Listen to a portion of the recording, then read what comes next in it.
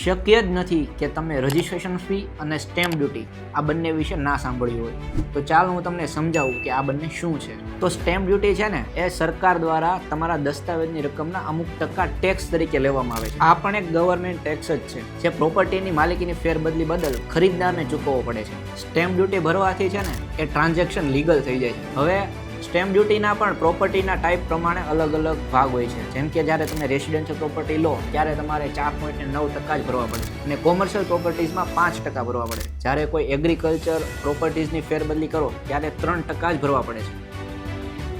હવે registration fee પણ તમારા દસ્તાવેજની રકમના 1% જ ભરવી પડે છે. એમાં કોઈ પ્રોપર્ટી ટાઈપ અફેક્ટ નથી કરતા, પણ જો તમે એ પ્રોપર્ટી લેડીઝના નામ પર લો તો તમારે 1% બાદ થઈ જાય છે. જો તમને આ માહિતી ઉપયોગી લાગી હોય તો મોકલી દેજો તમારા મિત્રોને અને આપણે મળીએ એક નવા ટોપિક સાથે.